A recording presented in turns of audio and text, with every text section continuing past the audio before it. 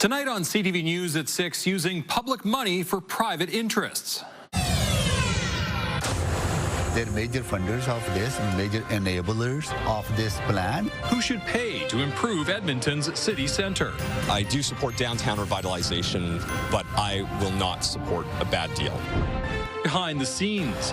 Some of the people that are associated to the address have a history of some kind of more violence. A ride-along with Alert's Internet Child Exploitation Unit. We have kids in our own lives. I think what keeps us going. And a decade ago today. First pick from the Erie Honors. 10 years of McDavid magic. McDavid trying to split the defense. McDavid, what a play, what a goal! Oh my, Connor McDavid, welcome back! Staying nice and warm over the next few days with daytime highs in the 20s, but more showers and thunderstorms in the forecast as well.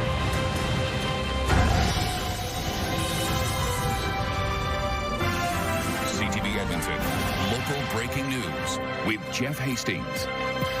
Good evening. A public hearing at City Hall is still going this hour over a special tax program proposed for Edmonton's downtown. Most councillors and business leaders say this levy is vital for the core to flourish. The sticking point is a directive from the province to spend millions of public dollars to build projects on land owned by the Oilers. Jeremy Thompson reports. I do support downtown revitalization, but I will not support a bad deal. Councillor and mayoral candidate Andrew Knack wants to pump the brakes on a $250 million event park beside Rogers Place. The city's share is $70 million. It's listed as one of the catalyst projects in a special tax program called the Downtown Revitalization Levy. We don't even know if we need an event park yet. There's just this assumption that something new and shiny will solve everything. The levy was introduced in 2015 as part of the arena deal to build Rogers Place. City staff have crunched the numbers and say extending the 20-year program by an extra decade is worthwhile. It is a comprehensive approach to redeveloping downtown Edmonton, encompassing underground utilities, beautifications of our streets and parks, creation and expansion of event spaces, improvement to transit stations, and incentives for attainable housing. The Alberta president of the Canadian Taxpayers Federation drove up from Lethbridge to have her voice heard, just one of many speakers upset with the deal. Yeah, that's fine. Go ahead and revitalize the downtown. We're worried about going downtown, but why are you tying it to one element of corporate welfare? That is not fair, and it's not right. The province has final say over the CRL. Minister Dan Williams says it won't be approved unless it includes the event park and site servicing for the housing planned north of the arena. The province would pitch in more than $100 million for those projects. The province should not be putting strings and holding taxpayers over the barrel and saying, you can only have this money if you give it to Daryl Cates. We don't even know the other options because this was decided behind closed doors in a private negotiation between one business and our premier, with the City of Edmonton along for the ride. They're major funders of this, major enablers of this plan, so they're definitely going to have a say in this. Mayor Amarjeet Sohi understands why Edmontonians are upset, but he says the deal would fall apart without the event park, which would be a major missed opportunity for downtown. Anyone who believes that we can find $175 million of a new revenue or $103 million of grant funding, I think not living in the reality. They are. Jeremy has been at City Hall all day as this public hearing unfolds and joins us live with the latest. Jer, what is the Oilers Entertainment Group saying about all of this? Well, yeah, of course, Jeff, the Oilers Entertainment Group is an important voice in this discussion, and so far they haven't said anything publicly. Representatives have been in council chambers basically all day here waiting for their turn to speak to councillors. And so we're expecting that they will get that opportunity either later this evening or possibly into tomorrow morning as well. They did decline an interview with me in the meantime, instead referring me to a past statement on the event park and the CRL, saying in part that the CRL has been a powerful tool to revitalize the downtown so far. They also believe that the event park, as well as the housing north of Rogers Place, will be beneficial to both the downtown and the city as a whole. Meanwhile, councillors Jans and Knack are pushing for a pause on this discussion, possibly even a public referendum on the event park specifically. As I mentioned, this public hearing is ongoing. It goes for another 3 hours tonight, likely into tomorrow as well, before we get a decision. Jeff? All All right, Jeremy, thank you. It's Jeremy Thompson live tonight. An 18-year-old woman is dead after a crash east of Fort Saskatchewan this morning. RCMP responded to a collision between an SUV and a pickup truck hauling a trailer just before 7:30. Police say the driver of the SUV was found dead at the scene. The truck driver was taken to hospital. Police have not released any details about what caused the crash. And a person is in hospital after being hit by a train this morning. Police say the crash between the pedestrian and the train closed 51st Ave between 99th Street and Gateway Boulevard for several hours. Alberta Health Services says the person was taken to hospital in critical condition just before 6 a.m. Canadian Pacific Kansas City Railway is investigating. A man is facing a second-degree murder charge in the death of a woman in the Chappelle neighborhood. Police say Monday morning officers found an injured woman at a home near Charles Bay and Charles Way. Despite receiving medical care, police say she died of her injuries. An autopsy determined 45-year-old Ramona Bowen's death was a homicide. A 41-year-old man has been charged with second-degree murder. Police say the accused and the victim knew each other. Investigators have cleared an Edmonton police officer in a deadly shooting nearly 2 years ago. In December 2023, officers were called to a wellness check on a woman in southeast Edmonton. The Alberta Serious Incident Response Team says officers found her at home in bed. She told officers she had a gun under the blanket. Officers lifted the blanket and saw a gun. The report says she reached for it. That's when an officer fired while the second deployed a taser. Officers tried to save the woman, but she died. Her weapon turned out to be a BB gun. ACERT investigators say the actions of the officer were justified given the circumstances. The mother of a child allegedly assaulted by a daycare worker in Sherwood Park says she was shocked by what happened and dismayed by the daycare's response. Police say a total of 5 children between the ages of 5 and 8 were allegedly assaulted over a 3-week period. Nicole Weisberg has the story. It's gutting, you know. Mother of 2, Kristen Savoy, has a new outlook on childcare after she says her son came home one day with an alarming story. He didn't say why. He just came home and told me that my teacher grabbed my throat today. And when I said, "Can you show me?" He gave me the motion of someone choking him and said that he couldn't breathe. This was back in April, says Savoy, and the worker involved had only been there a few weeks.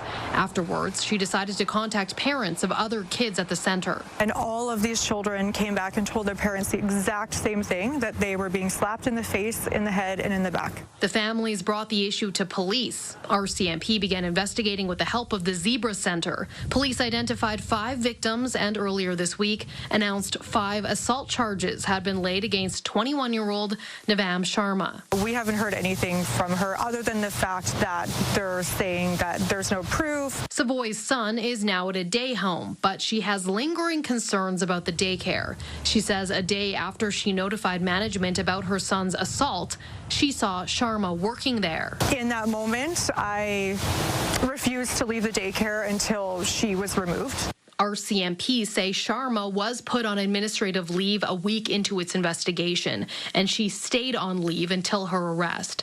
It could not say whether she was ultimately let go. So sorry, I can't open the door. Okay, is there a manager that I might be able to speak to over the intercom? No, sorry. Is there a phone number you can give me? Sorry. CTV News briefly spoke to someone at the daycare who wouldn't identify themselves. Like, it's unconfirmed. It's not confirmed yet. The charges have been laid, so the charges have been confirmed.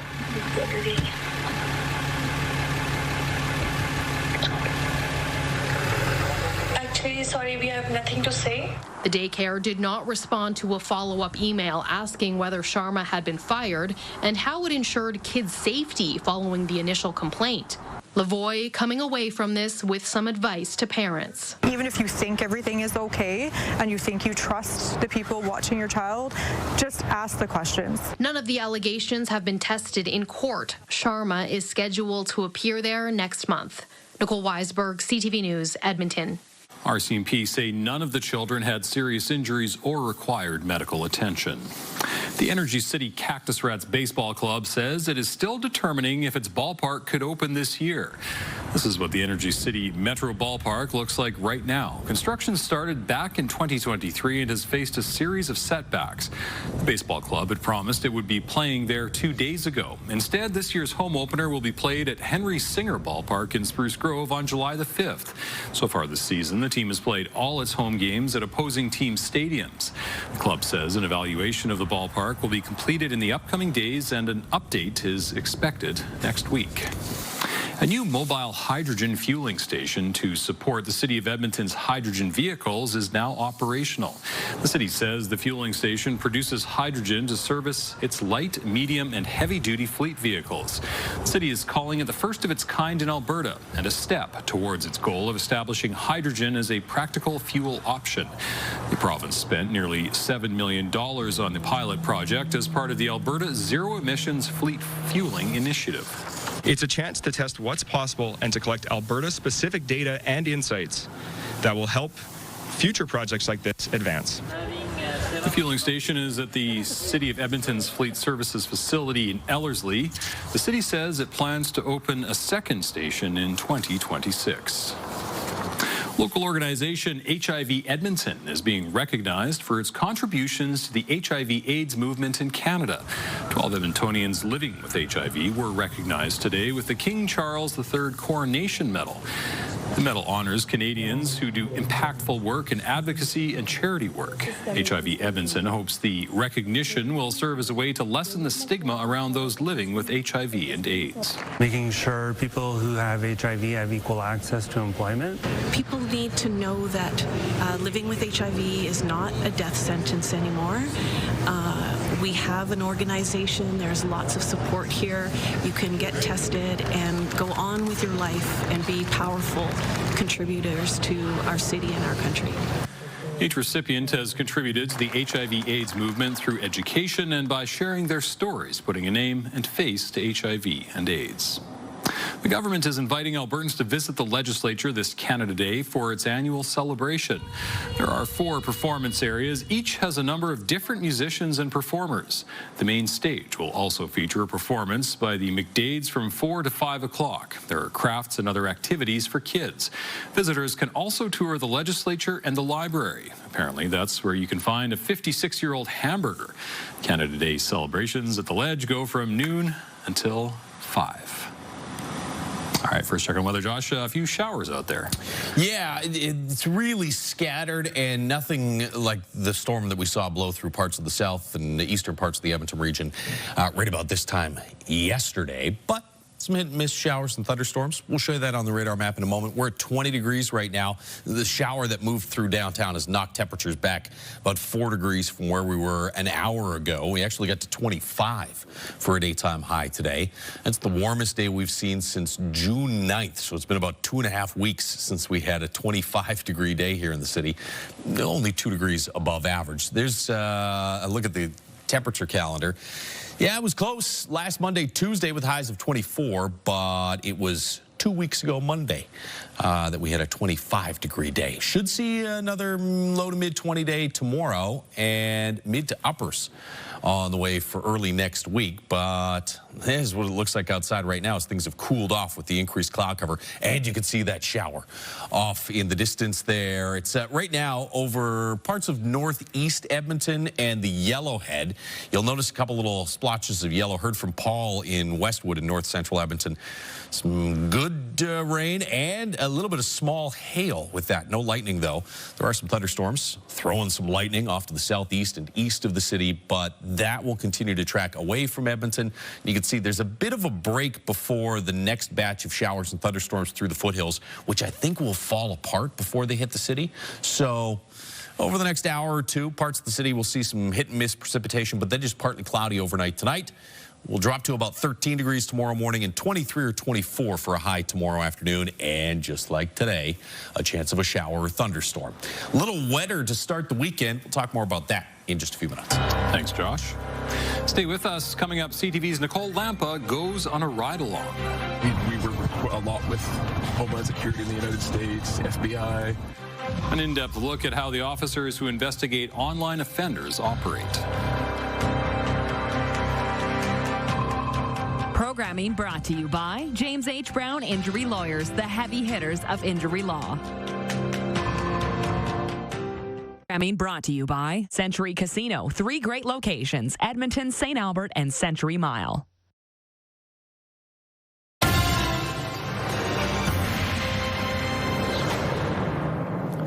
The sexual abuse of children spread online is growing at an alarming rate. So are the number of cases reported to Alberta police. CTV's Nicole Lampa went on a ride-along with officers to see what it takes to catch alleged suspects hiding behind screens in our own communities. We work a lot with Homeland Security in the United States, FBI. It's a typical 5:30 a.m. start for Operations Sergeant Robert Weens. He and a half dozen investigators make up Alerts Northern Alberta's Internet Child Exploitation Unit. They conduct between 1 to 4 search warrants a week across central and northern Alberta. How much time in advance does it take to work on a case like this? I would say typically at least 3 to 4 weeks, sometimes more, like it depends on the complexity of it. And in, I guess, this case specifically, we don't actually know who we're looking for right now. Weeks earlier, an American social media site contacted the National Center for Missing and Exploited Children about new illegal material involving children created somewhere by someone in Edmonton. They send their reports through Ottawa, who then sends it to us if it's this area. Last year, the Northern Alert ICE unit had nearly 3,000 files land on its desk. Due to resources, the cases get triaged. Only egregious and urgent files qualify for a search warrant, and that's when a baby or young child is at immediate risk and new material is being shared online. So we're going to meet some uniformed patrol members here that are going to... We arrive at EPS West Division at 5:40, where Weens meets up with a team of Edmonton police officers to be briefed on the morning's assignment. There's only one entrance. 2 people I suspect will be there. He was smart enough to create a bunch of different accounts with different fake names. Nobody's arrestable or detainable, so they are free to go. The location they're going to also involves a couple known to police. And I will go up to the door with 2 of the tag guys. We'll give them a minute or so to attend to the door. If they don't answer, tactical is going to breach. At 6:05, we drive to the staging location. Some of the people that are associated to the address have a history of some kind of more violence. And so that's why we have the tactical team coming with us today, for sure. At the staging location, the tactical unit preps, which is a couple of blocks away from the suspect's home. Minutes later, we follow them at the end of a police entourage. We aren't allowed to watch them go into the home for security and procedural reasons, but Weens lets us listen in to his radio to show us how quick things happen. We're just approaching the door. Here, it's on inside. Doors open. Sounds like they found a few people in there. They're probably bringing them down to the living room, having them kind of stay put, and then they're searching more detailed through the whole house to make sure there's nobody hidden in there. By 6:25, we are allowed to meet up with the tactical squad, who say there are multiple young children inside. 4 kids, one's a baby. 5 minutes later, the home is secured, and the tactical squad is no longer needed. See, buddy. Family and Children's Services is notified. If no evidence is found, police are unable to tell them to remove the children from the home. It is then up to Family and Children's Services on what to do next. We walk up to the home, but we're not allowed in. Just finish up his walkthrough video before we start our search. Near the doorway is a stroller, and we can hear a baby crying. A second-floor bedroom is searched. An officer tags a computer tower by the front door. Weens takes notes and says during search warrants, all electronic devices inside need to be confiscated. At 7:05, the first few items are brought into Myrtle. It's Northern ICE's new mobile evidence recovery technology lab. It allows forensic technicians to go through devices right away on site. It saves the amount of devices we'll bring back to the office. Instead of bringing back like 30 or 40, we might bring back 5. There's more people than we expected. On this day, finding evidence is not as quick as investigators had hoped. Multiple hard drives and phones are seized, so is a tablet. A forensic tech explains to us more about the Discord app where the material in this case was discovered. Discord allows for group chats for shared interests like gaming or dodgeball. For different community-based things or interest-based things. And then the nefarious part is also in the mix. By 8:30, investigators realized they have to take 5 devices for further examination, where technicians will continue scanning for evidence back at Alert's Edmonton headquarters, which includes a special room that prevents cell phones from being remotely accessed. According to Statistics Canada, the rate of police-reported child pornography incidents nearly tripled between 2014 and 2022.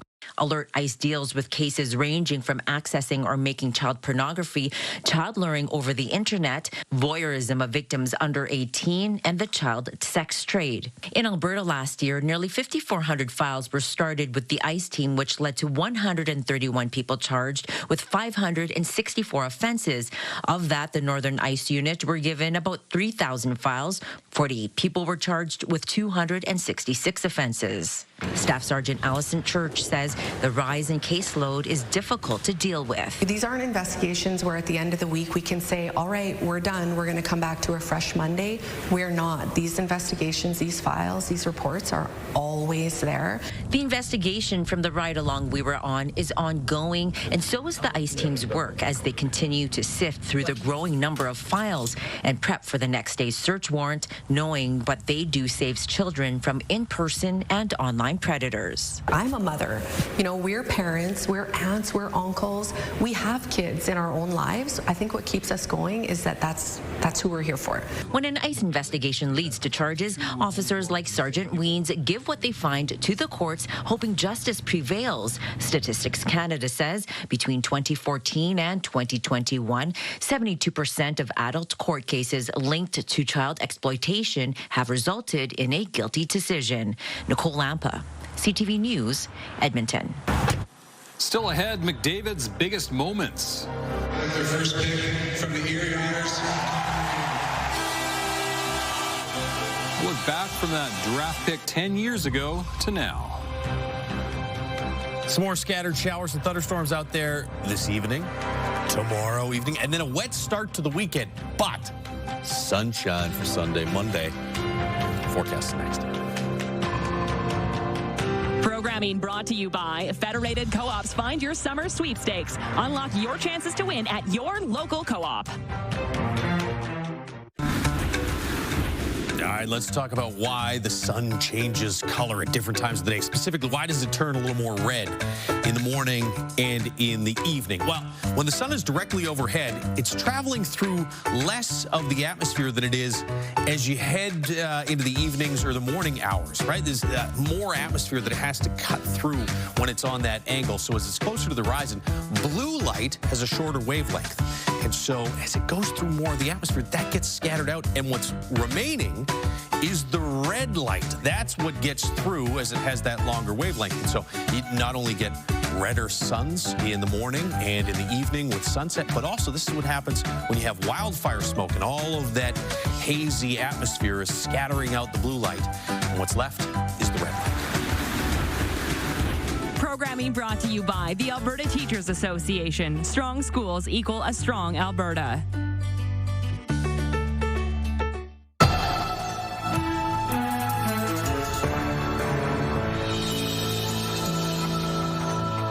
It's been 10 years since Connor McDavid was drafted by the Edmonton Oilers. In the decade since, he's taken the Oilers and their fans on quite the journey. This edition of Once Upon a Time in Edmonton looks back at some of the biggest McDavid moments. Here's CTV's Matt Woodman. The first overall pick in the 2015 NHL draft belongs to the Edmonton Oilers. Excitement erupted in Edmonton before his name was even called. Their first pick from the Erie Otters.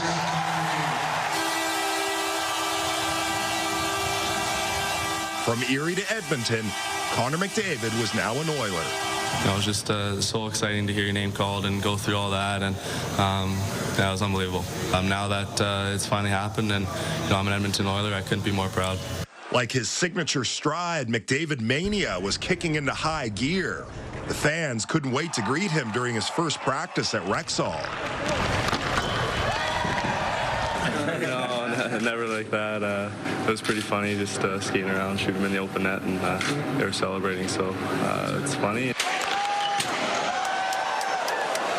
Seats at training camp became so scarce, the team held a lottery to select which fans could come watch. Who's your favorite team?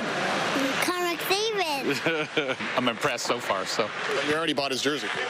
I bought it the day after he was drafted. Turn it over. A blast by Sekera, score! And this game is tied. It's 2-2, and that's a tip-in and the first NHL goal for Connor McDavid. 3 games into his first NHL season, McDavid scored his first NHL goal.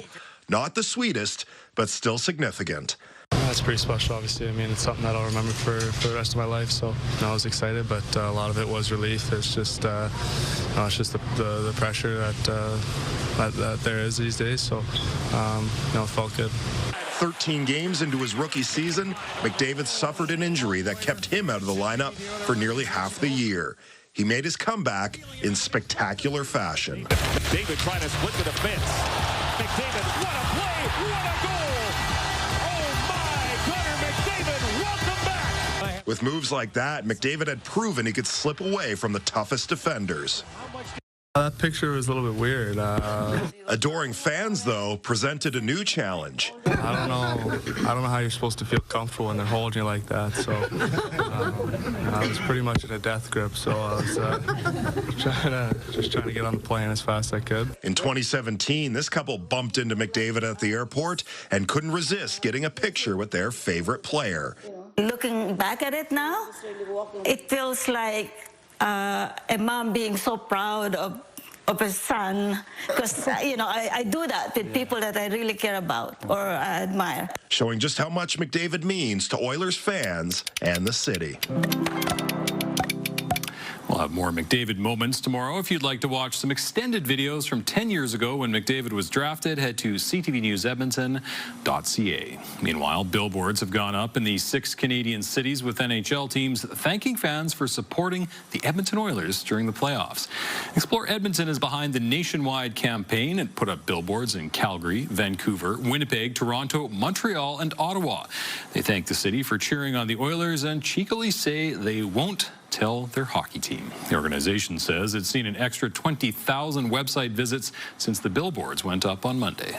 We just want the rest of Canada to know that we're an amazing place to travel to this summer particularly. We know travel trends are showing more Canadians traveling domestically. So we wanted to take advantage of this and really have them plan their itineraries, come to our site, and get excited about planning their trip to Edmonton. Each city has between 5 and 10 billboards. Explore Edmonton also put up billboards in Florida during the playoffs. All right, time for weather. So I'd like to ask Josh, what should we start with for weather? What should we talk about today, Josh? And he says, oh, we could talk about There's a multitude of meteorological topics. Next week, let's just, you know what? It's up to you. Okay. Why don't we talk about scattered showers out there right now as you look through the Action Furnace River Valley Skycam. Action Furnace, fixed right or it's free. 20 degrees right now after hitting 25 for a daytime high earlier today. 23 in Red Deer for the high. 25 in Fort McMurray. Cold Lake got to 26. Low 20s across northwestern Alberta. There are the scattered showers that have started to pop up in a couple of neighborhoods. You get some thunderstorms here east of the city. Pretty good dump coming off of that thunderstorm there along Highway 16 just off to the northeast of Sherwood Park. And south of the city, we've had some heavier rain. It looks like there's probably even a bit of hail coming off of those two cores. That one right there, as it's been sliding through, again, we talked about Paul and Westwood, 5 millimeters of rain and a little bit of small hail. That's now just getting set to cross over the Anthony Henday and head out the east end of the city. There are some more widely scattered hit and miss thunderstorms, mostly south of the Yellowhead. You've got a few thunderstorms, though, as well in northeastern Alberta. And there's actually a severe thunderstorm watch for areas north of Fort McMurray. I think that'll probably be dropped in the next little bit. This is the storm that in the last hour or so has looked the most intense to me, south of Rocky Mountain House, tracking off to the southeast towards Caroline. You've got a little hail core coming off of that one. I would guess maybe some sizable hail. The overall trend is off to the northeast, so maybe in an hour or two, Red Deer area gets hit with that storm. But look at this dry slot that's kind of opened up. Yeah, there's one little cell that's popped up there northwest of Drayton Valley. But I think for the most part, as this is now crossed off to the east of most of the city, I think most areas are probably done for the rest of tonight.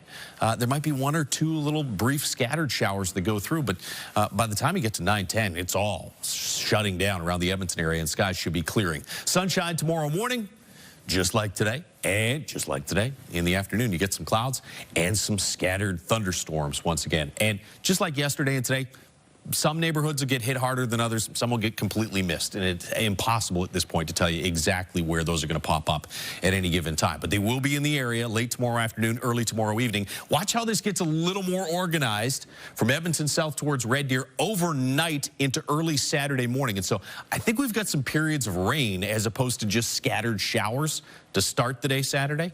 Thunderstorms off to the south and across the north Saturday afternoon. But here in Edmonton, after that rainy start to Saturday, cloudy with a few sunny breaks, breezy and cool. 24 in Fort McMurray, 23 in Grand Prairie. Right now it's 20 and 21 in Edmonton and Red Deer. We'll see temperatures slide to about 13 degrees tomorrow morning, and then 23 or 24 for a high tomorrow afternoon. 20 on Saturday, gusts in the 30 to 40 kilometer per hour range, and that chance of morning rain. Look at it close to the weekend though. Sunshine for Sunday, Monday, mid-20s and mid to upper 20s for Canada Day. Sunny for most of the day, but in the evening you might see a scattered thunderstorm. Thank you, Josh. After the break, futures in jeopardy. Well, I'm sorry to lose such an opportunity, especially that is Canada. That's my dream. Palestinian students with a full ride to Canadian universities struggling to get student visas. Programming brought to you by James H. Brown Injury Lawyers, the heavy hitters of injury law.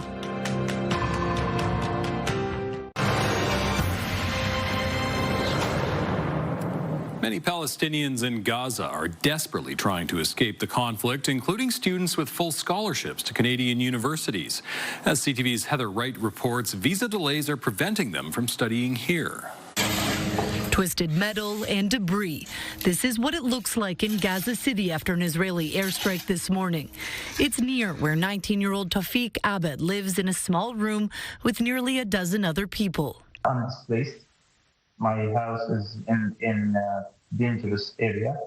Abed dreams of being an engineer and has been offered a full scholarship to the University of Alberta. Trouble is, he's applied for a student visa, but has received no response from the Canadian government. I'm sorry to lose such an opportunity, especially that is Canada. That's my dream. That's what I'm looking for is coming through. Abed is not the only one. According to a group of Canadian professors, there are roughly 70 Palestinian students stuck waiting. They are urging the government to move more quickly to help these students come here to study. Germany's able to do it. France has been able to do it.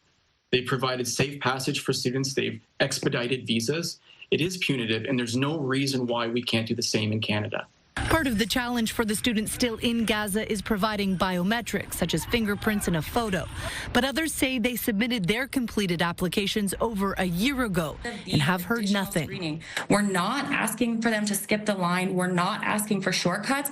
We're just asking for these students to be treated fairly so that they can come to Canada and study here in the great research programs that we have here.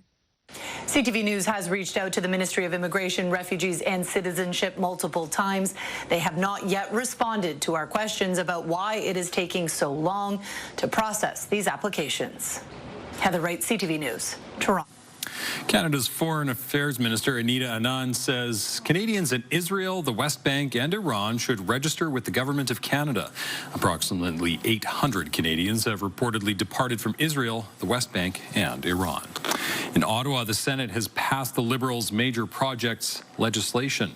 The One Canadian Economy Act gives the government the power to fast-track projects projected to boost the national economy by sidestepping environmental protections and other legislation. It was approved in the upper chamber today without amendments. Some senators tried to persuade their colleagues to include language about respecting Indigenous rights.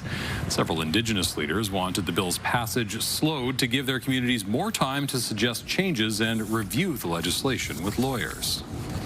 Some people living in Flin Flon, Manitoba have returned home 4 weeks after they were forced out by a wildfire. It truly is incredible. Who would have thought? We actually thought that we might not be coming home to our community. Photos shared on social media show long lines of cars returning. Buses are also being used to bring people back. The mayor of Flin Flon says a wellness center has been set up with food and mental health services. They were warned in advance to please try and bring a couple of weeks worth of food if you can. Now that doesn't work for the people who have been taken out on buses so well, so that's one of the reasons why the wellness center is there to help with some basic necessities. He says no homes or businesses were lost to the fire. That fire is now considered contained. Canadian filmmaker Denis Villeneuve will direct the next James Bond film. Villeneuve has directed blockbusters like the Dune franchise, Arrival, and Blade Runner 2049. He says he's a die-hard James Bond fan. Villeneuve will also serve as an executive producer on the film. There's no word yet on a release date or who will take on the role of James Bond. Daniel Craig was the last actor to portray the character in No Time to Die. That was released in 2021. Stay with us. Up next, wages versus inflation. They don't compare it to the fact that butter is more expensive and beef is a lot more expensive.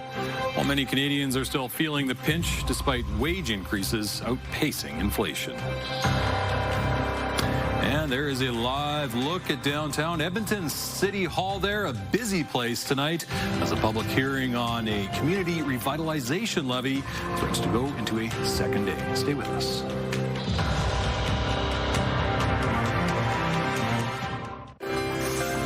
Looking at today's markets, the Canadian dollar traded higher at 73 cents U.S. Oil was up 32 cents, closing at $65.24 U.S. a barrel. Gold gained nearly $5 on the day. The TSX finished 185 points higher. The Dow Jones was up 404 points. Statistics Canada says many industries saw wage increases outpace inflation over the past year. On average, wages increased 4.4% from April of last year, while inflation went up 1.7% over that same period. CTV's Andrew Johnson takes a deeper dive. Ever since the pandemic led to skyrocketing inflation, many Canadians have felt like they're drowning, not getting ahead. But the numbers have been turning around. New average wages in a variety of industries were released today by Statistics Canada. Pay overall is up more than 4%, but let's take a closer look. If you work in information and culture, it's an industry that's paying people 10% more than last year. These are jobs related to the movie industry, telecommunications, publishing, and content providing. Wages in real estate and rentals are up close to 10%. Finance and insurance wages rose 8%. Education is paying 7% more, and so is forestry and logging. At the other end of the spectrum, the average wage for people who work in utilities, think electric, gas, and water, is down close to 3%. Wages in retail down a bit as well, and in wholesale. The arts, entertainment, and recreation sector also didn't keep pace with inflation. Despite Canadians on the whole making more, one economist explains why right now, for you, it may not feel like it. The general person who may have seen reasonable wage gains since 2023, say, doesn't take that and compare it against the fact that coffee's $20 and it used to be $10 for a package. They don't compare it to the fact that butter is more expensive and beef is a lot more expensive. These are the types of calculations that economists do. We talk about real wages and whether you're gaining against inflation, but folks are upset. He also points out this trajectory of rising wages and economic growth over the past year or two is now in serious danger thanks to the Trump and tariff factor. And the near future is very much a question mark. Andrew Johnson, CTV News, Vancouver. Alberta's leftover children's pain medication from Turkey is going to an international charity. Alberta Health Services says an agreement has been reached with Health Partners International of Canada. The charity distributes medicine to vulnerable communities worldwide. In 2022, the province spent $70 million on the medication during a Canada-wide shortage. The province has been storing more than 1 million bottles of the medication since officials determined it posed health risks to infants. AHS says shipments have begun and more will happen in the coming months. Chiefs with Treaty 8 First Nations are telling Alberta's Premier not to push them aside in the name of progress. The Chiefs met with Danielle Smith today. They say treaties are constitutionally protected and are between the bands and the federal government, not the province. They want the right to health and education enforced, better emergency management, and control over resources in their territory. All of Alberta is on treaty land. Things are moving without us. We need to make sure that the province understands their legal obligations to our treaties, to our people, and that no movement will be made without us. There has to be some sort of a relationship developed between Alberta and the nation so we can move forward with some of these projects in a good way for our people. The Chiefs are seeking a follow-up meeting with Premier Smith and provincial officials. The city of Red Deer will once again rely on the help of goats to combat weeds. The goats eat invasive species like Canada thistle, toadflax, and leafy spurge while keeping native vegetation intact. They also help the city avoid the use of chemicals, which helps the environment and saves money. So it's not all dollars and cents, it's ecosystem health. It's restoring these habitats in a way that allows them to thrive naturally. Each shift for the goats is 24 hours with plenty of breaks. The company brings 500 to 800 goats per shift. Dogs help with herding and protection. The city of Red Deer will be hosting a Goats Day in the fall for people to meet the goats and learn more about what they do. Still ahead, a dream come true. Pretty much my whole town, them from their back home at Spirit River celebrating. A small-town Alberta hockey player is going pro.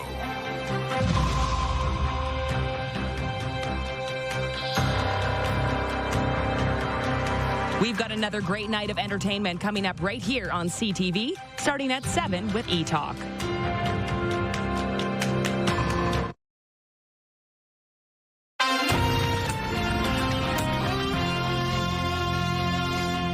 A local hockey player is going pro after being selected in the PWHL draft this week. CTV's Evan Kenny has more on how she got there. The New York Sirens select Dale Ross, defender from St. Cloud State University. 22-year-old Dale Ross from Spirit River is Northern Alberta's newest professional hockey player. She was taken with the first pick in the 4th round of the Professional Women's Hockey League draft by the New York Sirens. You never know when you're going to go or if you're going to go, so I'm just very blessed that I got picked. Pretty much my whole town, them from their back home at Spirit River celebrating and watching on a big projector screen, so I'm sure they're celebrating back home for me. Ross may be from northeastern Alberta, but she finished her minor hockey in St. Albert, winning 2 out of 3 of those national championship banners. Others. Slap shot to the empty net.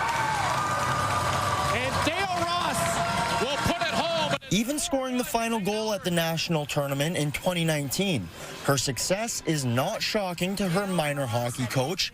He says she's always looking for ways to get better and always pushing the people around her to do the same. Are you a person that, pushes people away, or you draw people near to, and she draws people near to just because of her character and just how she holds herself? He says her skating is a strength, but it's her work ethic that pushed her to the professional level. It was something that a coach always wants, is a kid that was always engaged and you never had to motivate her.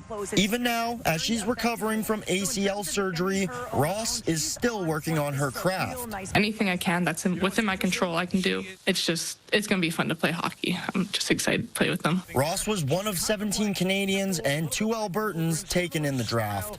Evan Kenny, CTV News, Edmonton. A few showers moving out the east end of the Edmonton region. We're on the back edge of that cloud cover. Looks like we'll see a little bit of clearing here in the next hour or two from west to east across the city. There's still a slight chance that you might see a scattered shower before tonight's done, but I think once we get to like 9, 10 o'clock tonight, that risk diminishes significantly. Some sunshine tomorrow morning, giving way to clouds in the afternoon, high of about 23 or 24, and then again, just like today and yesterday, late in the day, you might see a scattered shower or thunderstorm. Saturday, some rain in the morning, then breezy, a little cooler, but sunny breaks in the afternoon Saturday. Full-blown sunshine for Sunday and Monday, and heating up next week as well. Looking forward to it. Thanks, Josh, and thank you for sharing your time with us. For news anytime, visit ctvnewsedmonton.ca or watch us on YouTube. See you.